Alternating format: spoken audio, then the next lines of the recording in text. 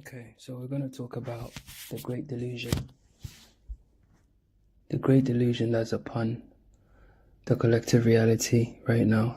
People call that the world, but there is no such thing as the world. There's only the reality that we are experiencing. Do what you like, bro. I don't give a fuck. Anyway, let's get into it. So, let's go back to the original story, the primordial story that we know of our origin. Not the stupid Big Bang stuff, because it's not real, okay? The story of consciousness that we have. The oldest one we have in the code book is the Bible. So let's use that one. It says God made his angels and stuff like that, and he made the world and stuff, right? Because in the 7-day creation thing, he didn't mention creating angels, I don't think.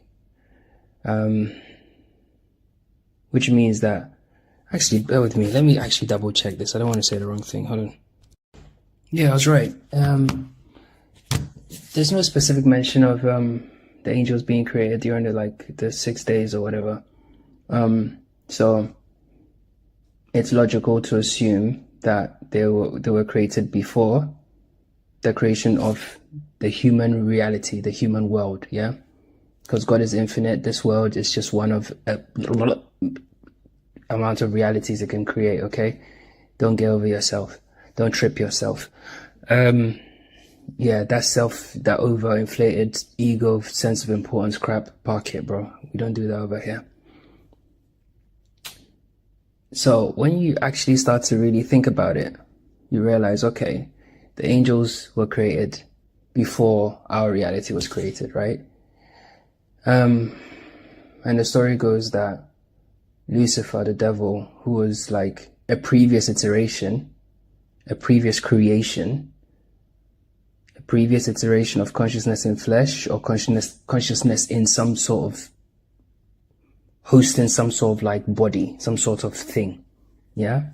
The previous one was angels because they were created before us. Cool. And then there's all this talk of that there was jealousy, and some of them came here to breed with human women, which means that if we can interbreed, yeah, Genesis 6, if we can have children, then that means that we are physically in a 3D, we are the same. It's just the way that we choose to express. That's the only difference. Because in biology, right, when you look at the kind of like order of things, yeah, when you go through a kingdom, phylum, class, order, family, genus, species, and you go through that whole thing, you recognize that things that are not the same species cannot breed naturally. Like if only things of the same species can breed naturally, yeah, because they're the same thing. So it doesn't matter the size of the dog, a Chihuahua and a Great Dane can still have a pup. They're the same species. Different configurations, but the same species. Yeah? Different configurations, but the same species.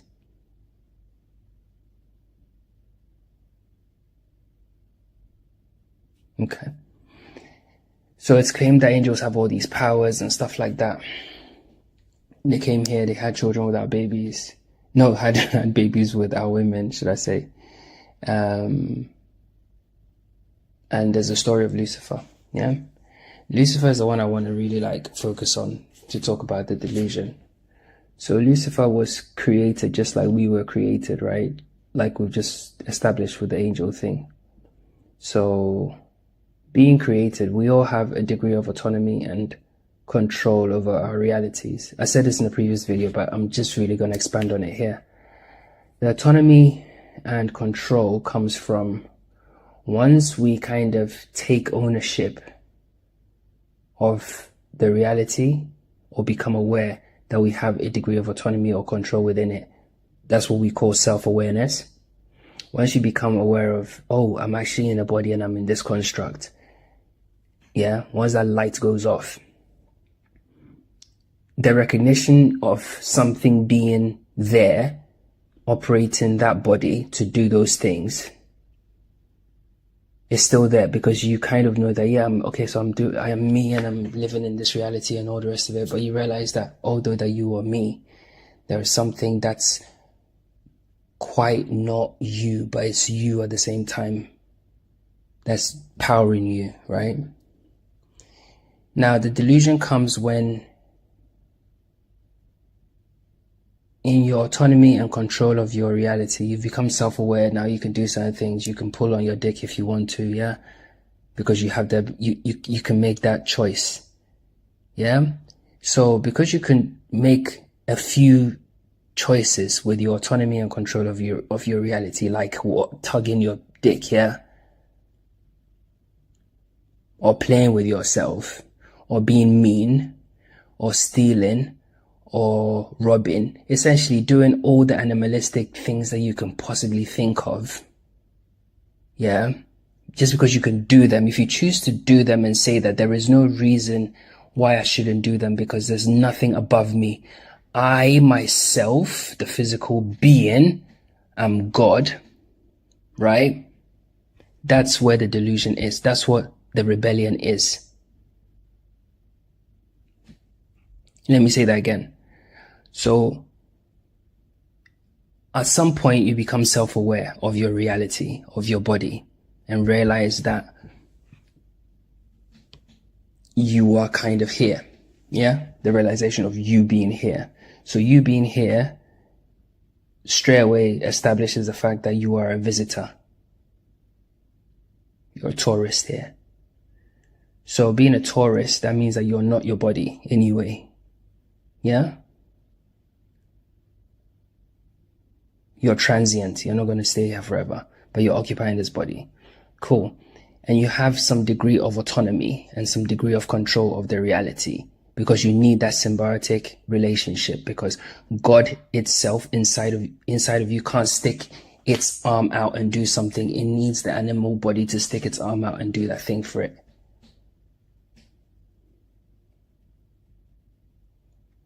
Yeah? It's like, you know, when you take the kids out and they have that hook thing and they press the control thing and it's got like an arm and it tries to grab like a teddy bear and stuff like that. So if you are God, I can't physically put my hand in there and grab the thing, but I'm manipulating the machine, the reality to do that, right? That's the only way I can grab things. But somehow the machine that we are manipulating to grab the teddy bear has a mind of its own. And because it can grab things that it is God and there's nothing above it, because it can grab things and it can do animalistic stuff. Failing to recognize that there is no part of even its internal mechanisms or internal makeup that it controls. So that hooker teddy bear device thing doesn't oil itself, right? It doesn't maintain the motors, doesn't maintain the lights, doesn't maintain the electricity, the fuses, none of that. It doesn't maintain nothing, but yet it thinks that there's nothing above it. Let's replace that toy machine with a human being. So the human being does not control or even has the ability to control his nerves, his spleen, his kidneys, his lungs. He doesn't purify his own blood. He doesn't even know. He can't control synapses. He can't control anything. He can't control digestion. He can't control breathing. He can't control anything. Yeah. Nothing. Zero. You don't control how many breaths you take a day. You don't control how many times you blink. You don't control how many times you swallow, how many times you chew. You don't control any of that. The machine does it automatically. But the machine, because again, going back to the cause of all causes, right? The machine being that complicated and having this working system, we know that its complexity in itself gives away the fact that it was made. The precision of it all gives away that it was made, because an accident, and this is where I'm just going to stop for a second and remind everybody that the people that follow the Big Bang stuff are literally fucking stupid. Because if you believe that nothing can create a super complicated vending machine that you can use the controls to grab teddy bears, like a super complicated toy vending machine thing that comes with lights, a fucking fully stocked teddy bears, everything. You're dumb. It's impossible. You yourself think about the distance between an explosion of nothing and that vending machine. Yeah, look at the distance between those 2 points. It's unfathomable. It's impossible. So yeah. So failing to recognize, back to the things. So failing to recognize that there are all these working parts, all these things that are happening that he doesn't control. But yet, because he controls this tiny element of its reality, it reckons that it controls the whole reality. So it can do what it wants. It can, I'm going to, it's insane. That's what the rebellion is. Living in the flesh. So let's go back to Lucifer. Lucifer was made. He was created just like all the other angels. We've established that. Just like we were created. Yeah.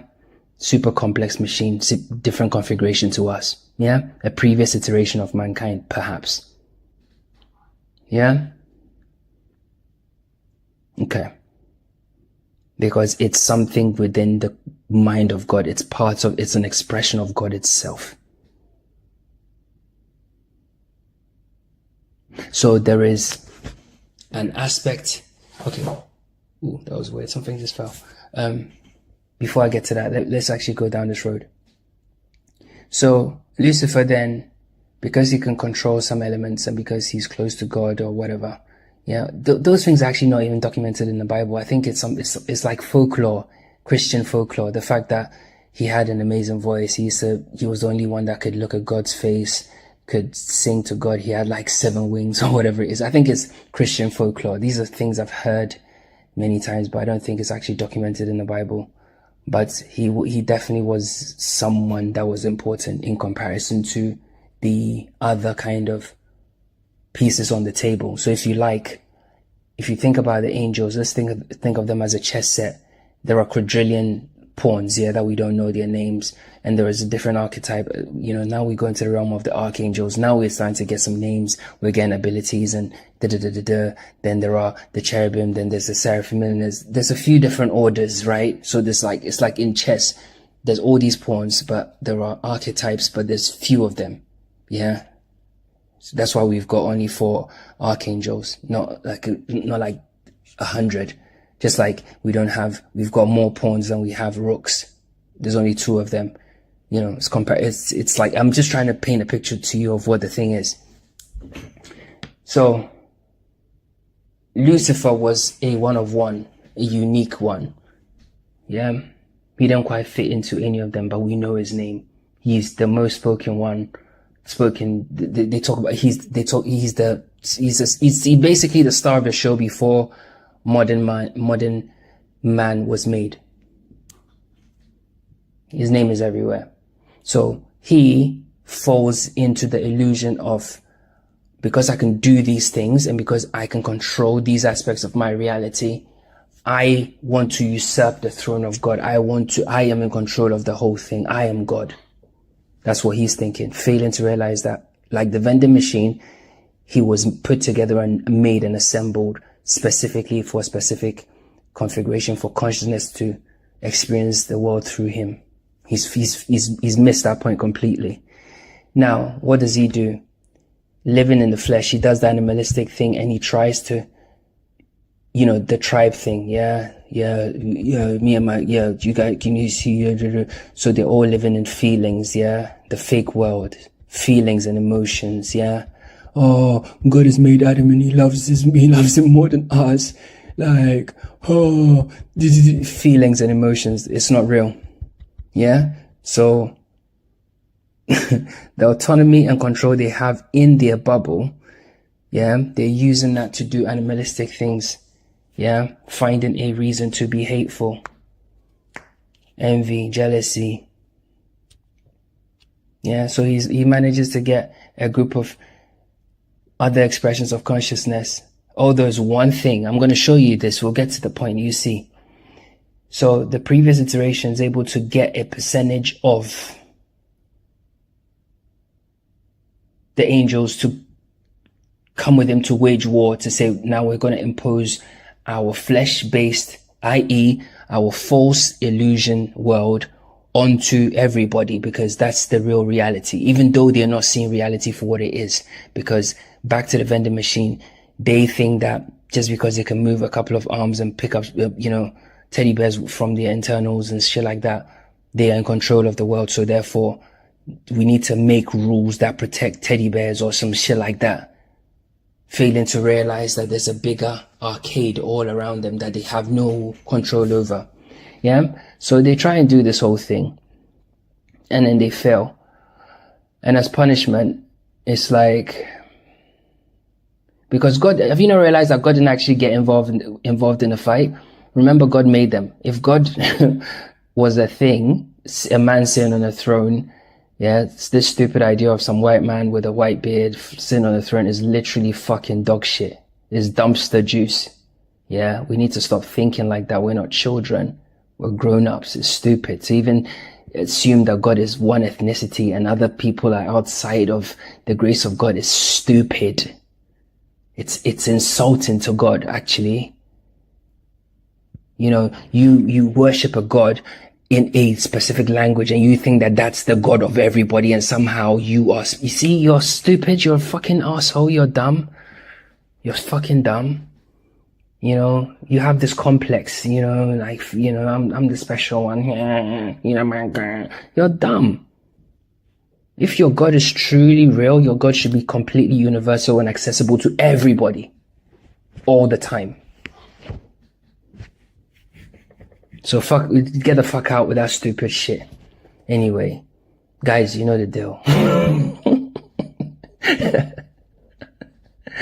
They trigger my insides. So anyway, back to the thing. So you recognize that, okay, God could have just come down and smite Lucifer and finish him there and then. He could have literally switched him off with a thought. He made him with a thought. Yeah, he could have switched him off, but he didn't. Other expressions of God rose up to fight to protect the throne of God. Do we not see the image of Michael fighting the beast? Archangel Michael. It's like a big image in the Christian world. They make sigils with it. Michael defeating the serpent. God, why wasn't God himself there? So it's showing you that one expression, Michael and the serpent are one thing because they are one sculpture made of one material. Yeah. So it's one thing. I'm just trying to show you how metaphysics actually works. Yeah. So to your basic mind, think of it this way. It's made of one piece of something. Yeah. Depicting two expressions of the same thing. Because it's the one clay, yeah, manifested as an angel and a serpent, yeah, and they are fighting, and the angel is winning or has won, which means that the battle is within the very same thing, yeah, for the thing to overcome its identification with the flesh.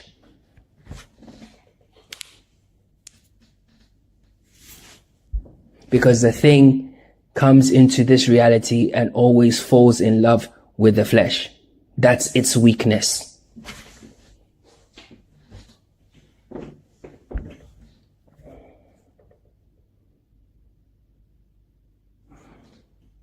So Lucifer just forgot. It's like a disease that catches all of us. So he forgot that he was actually made by God, and he was like, I'm going to fucking go against him. Lost. So God makes the Garden of Eden now. Let's go a little bit deeper. Fuck it, why not? It's Friday. Shit. So God makes the garden, iteration 2.0, humanity's time, yeah?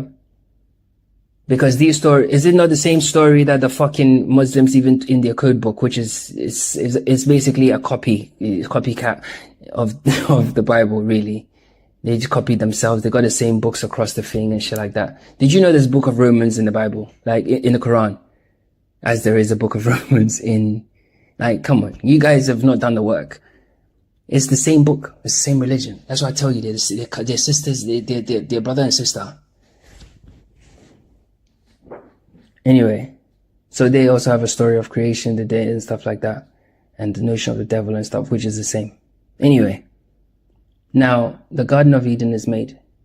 But somehow iteration number 1, the serpent, is still alive. And he's in there. God in his infinite power couldn't have made a precise environment like that and not accounted for the devil. It's stupid. If you even think that, you're fucking stupid. If you're literally a religious person and you think that somehow God slipped up or the devil was powerful enough to outsmart God in his own creation like that, you've lost the plot. That means the God that you worship is super limited, bro.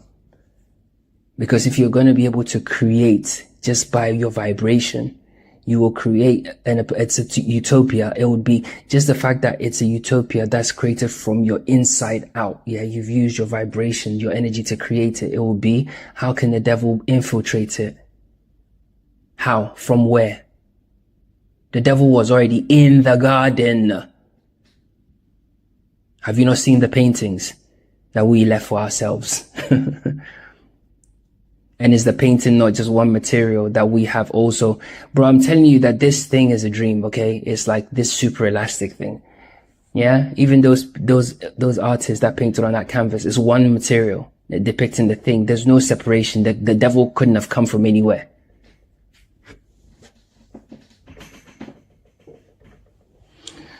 So the devil was in there testing man and shit like that, testing the woman.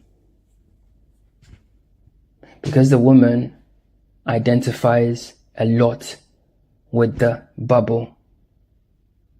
It's just the way they're wired. I've spoken about this before. It's just their wiring. It's not their fault. It's not like, it's just the way they see the reality. They drift very easy into the situation experience loop. It's because of the womb that they have. Yeah. It's like, because they have that thing. It's a portal, bro. So they're constantly in experience situation loops all the time. Boing, boing, boing, boing, boing, boing, boing. Creating like random fucking illusions. So the previous iteration approaches her and says, you can be like God. Meaning, you can become your own vending machine. You're actually like a super powerful thing. Forget, like, it's not real. Like, nothing's powering you. You're powering the whole thing. Like, you're the whole thing. You're the energy itself that's powering this thing. Really? Said Eve. So yeah. Like, you're in control. Look, you can do whatever you want. It's your reality, you know? But, isn't there an energy driving me? Oh, forget it. There's no energy driving you. It's you that's doing it. Yeah, we just go and try that. Yeah? And see what happens. Yeah, let's do some flesh-based stuff. That's why everyone connects it with fornication. That's the code, bro. Yeah, let's do some flesh-based stuff. And the reason why Adam falls into it is because of the kind of weakness men have for women. It's that attraction, that energetic attraction we have for them naturally. So they can bypass our logic very, very easily. Very easily, bro. I'm just telling the truth, bro.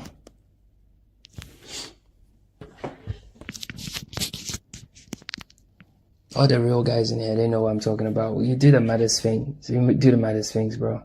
You do the maddest things. Bro, we've done it all because, bro, yeah, anyway. We do the maddest things. The maddest things. Just because of that attraction we have for them. It's crazy. So we're not, like, it's like these two kind of like flaws in our, not flaws, but openings in our programming It's what allows us to be focused on the flesh. So then somehow this previous iteration, who's flesh-based, because he crawls on the floor, he's attached to the ground. He's attached to the reality. It's symbolic. Even when you see him on the tree, he's a snake, so he's attached to the tree. Him and the tree are basically one thing. He's attached to the reality. He can't leave.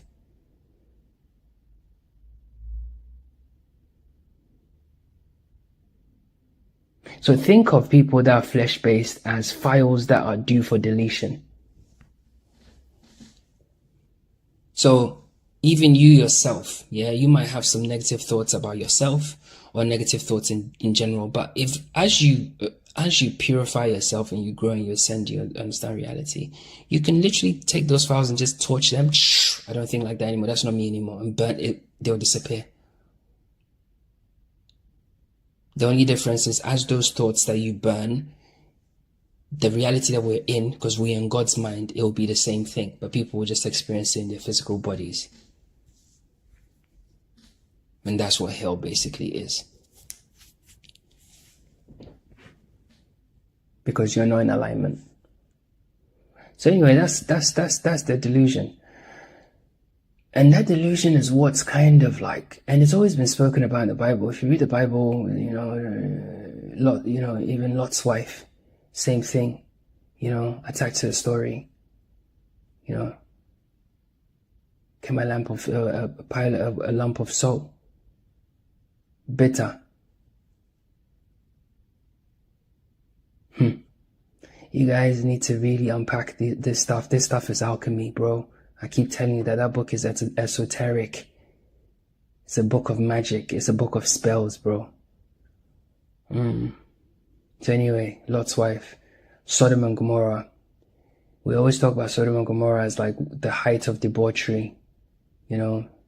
Historians might pinpoint to ancient Rome, or Greece. There was all this fucking buggery and fucking debauchery that was happening.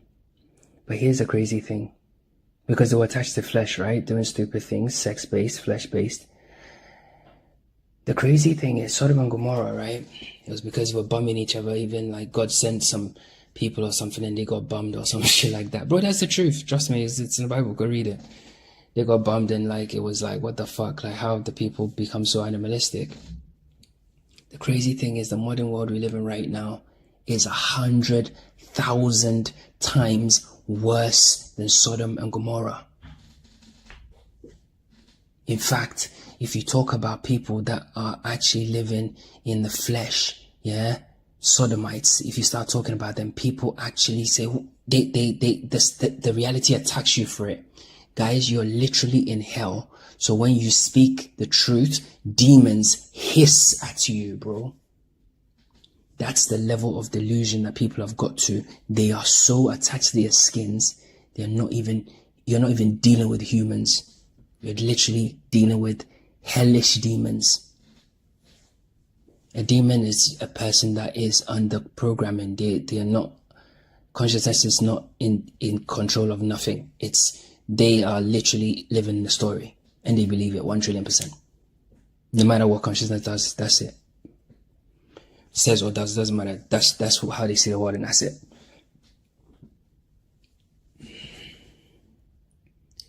That's the level of delusion. That's the level of attachment to flesh that we have here. And the delusion, they're like twins. It brings with it rebellion. So there's rebellion everywhere. Women are rebelling against men. Men are rebelling against God. Like, it's all mad. It's mad. It's mad. A man symbolizes something in this reality, right? So if you're a man and you recognize the thing that you symbolize in this reality, like, let's be real, we all know what men symbolize in this reality. Don't fucking talk shit. Let's be honest, what a man represents in the reality. And if you are essentially not representing that, or so flesh-based that you are, now you say you're a woman, you're bending down and letting men have their way with you and stuff like that, right? You are literally going against the power that's inside you. Because the reason why we have a collective understanding, regardless of where you go, of what a man represents in this reality, right? That must be the identity of this skin suit, yeah, as intended by consciousness, because it's a universal thing. Everywhere you go in the world, bro, take it from me, I travel a lot, yeah? Everywhere you go around in this world, men protect. Yeah? Okay. Men defend. Men provide. The masculine energy has certain ways it has to it expresses itself. Yeah? It has to lead. It has to do this, has to do that. The feminine energy also is represented in has to express itself a certain way. If you're going against those things, you are literally going against the power that's inside you, bro. You're going against your essence. Because you are delusional. And you think that your feelings somehow trump the reality. Your false illusion world you live in, because you have some autonomy and some control over your fake bubble. You think that I can't even say it.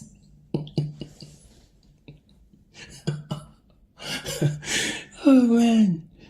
Oh, it's insane, man. We have to come correct. We're doing stupid shit, bro. We're doing stupid shit. We'll never win going against God, bro. I'm just letting you know the facts, bro. You never win. Never ever win. Never, never, never, never, never, never, never. Even for Lucifer to stand up against God's throne is hilarious. It's hilarious. In fact, if you watch how the whole thing played out, and even God even just cast him out of heaven, it's the act of ultimate compassion. God could have, at any point in that game, yeah, when Lucifer was fucking,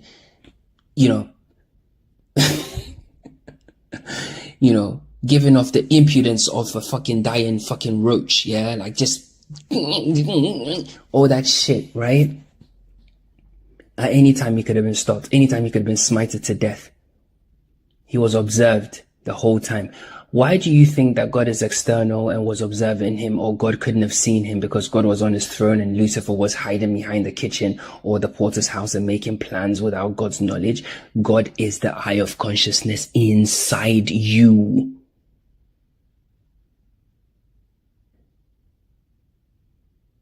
What do you think you can hide from God, bro?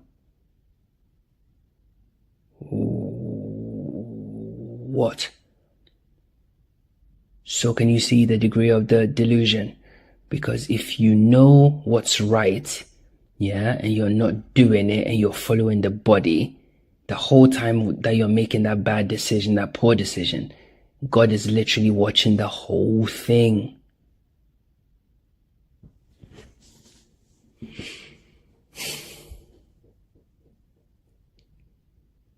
You are simplistic in thought. That's what it is. Your minds, you don't use, it's not high level thinking. Most people are so stuck in the flesh still. And that's why I keep saying, I have to pull out teeth, man. I have to go at this pace. I have to, because, well, eventually you see, I don't want to, yeah, but I have to go at this pace. I have to pull out teeth, bro, because most people will say things but they don't fully, because they're not fully immersing themselves in the understanding of what is. God can't be defeated, bro. God is undefeatable.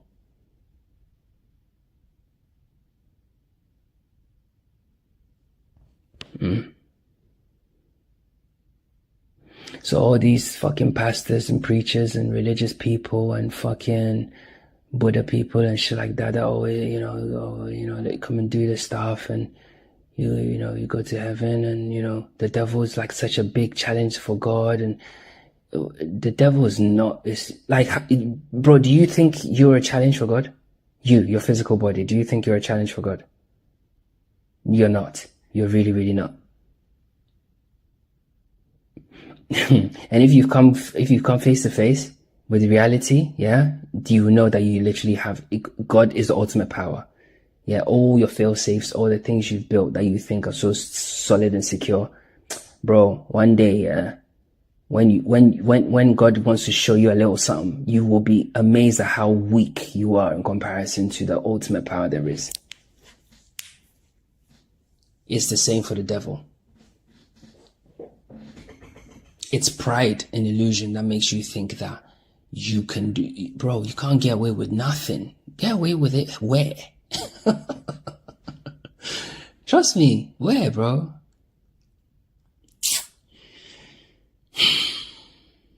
Trust me, bro. It's important that they left a code book because they know how stupid we can get. And that's consciousness. Consciousness knows how stupid we can get. So it left code books. It left messages for itself, knowing that we fall so deep in the dream that we end up doing stupid things. So it left a bunch of codes that we can look at, and it will pull us back to what we're supposed to know, recognizing that we are not these bodies and not to be attached to them. Attachment to the body is the beginning of pain, bro.